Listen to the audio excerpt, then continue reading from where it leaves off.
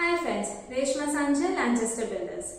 Today we are going to discuss about how we can improve the bearing capacity of the soil.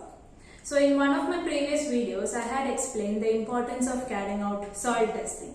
So one factor we determine by carrying out soil testing is the bearing capacity of the soil. So what is bearing capacity? It is the strength of the soil to withstand the load coming from the structure. That is, we all know the strength of the structure is dependent upon the strength of the foundation, and in turn it is dependent upon the strength of the underlying soil. So the soil should be strong enough to withstand the load coming from the structure, or else if the soil is not strong enough, it leads to differential settlement, or what we call is unequal settlement, and in turn it causes the structure to fail. So in today's video, we are going to discuss how we can improve the bearing capacity of the soil. So the first method is to increase the dimensions of the foundation. We all know while designing the foundation, one factor that is dependent is the bearing capacity of the soil. So bearing capacity of the soil and the dimensions of foundation, that is the depth and the width of the foundation, are inversely proportional. If the bearing capacity is high, we can reduce the dimensions of foundation. But if the bearing capacity is low, we have to provide dimensions that are huge. That is, we can increase the depth or the width. For example, if we are increasing the width of the foundation, we know that the area of transfer of load increases. Once the area of transfer of load increases, the intensity of pressure that goes onto the soil decreases. So, it will be able to withstand the load coming from the structure. But if we see in the economical point of view, and the structure is very huge, the dimensions of the foundation that has to be provided in such cases will be very high. So the cost of construction increases. So economically it may not be viable for structures which are very huge. Then we can adopt other methods.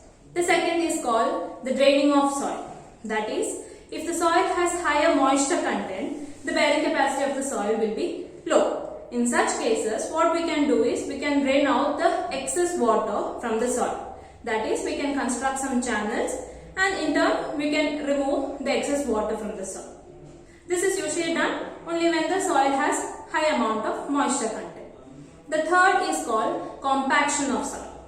So if we consider the layers of soil, for example, if we consider the layers of soil with a sponge. Sponge is very soft as we see it. That is why, because of the presence of air voids in the soil.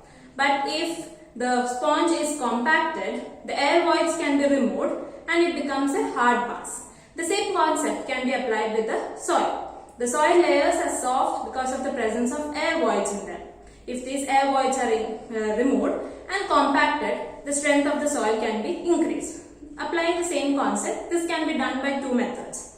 That is, the first method, we can introduce some strong materials like stones, gravels or sand into the soil. They can be compacted.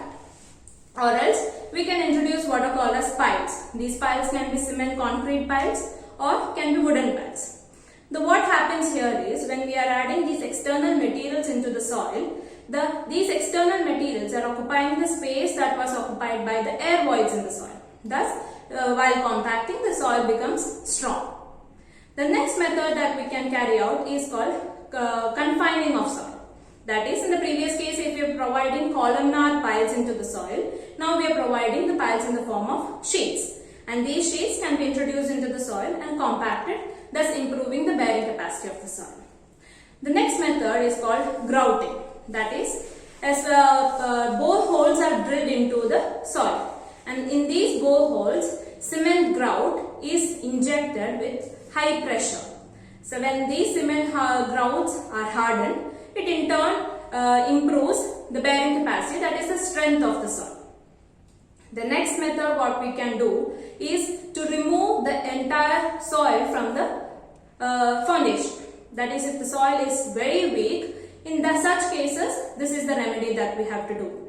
This is usually done in the form like we are excavating foundation excavations, and from these excavation holes, we are removing the excess amount, that is the loose soil from these holes. In such cases, these are usually done with the excavation depth of about 1.5 meters and hard materials like rock, gravels or sand are put into them and compacted. These are usually put in the form of layers. For example, the 30 centimeter layer is first put, then compacted, and next 30 centimeter, and it is done to a depth of about 1.5 meters to increase the bearing capacity of the soil. The next method what we can adopt is by the introduction of chemicals. The most commonly used chemical are the silicates. Silicates, when these are also introduced by the form of high pressure injections. These silicates are introduced in very small amounts, but when it comes in contact with the water present in the soil, it forms a gel consistency. So in the form of gel consistency, it adheres with the particles that are present in connection with it, and in turn it forms a very hard mass. In such forms, we can increase the bearing capacity of the soil.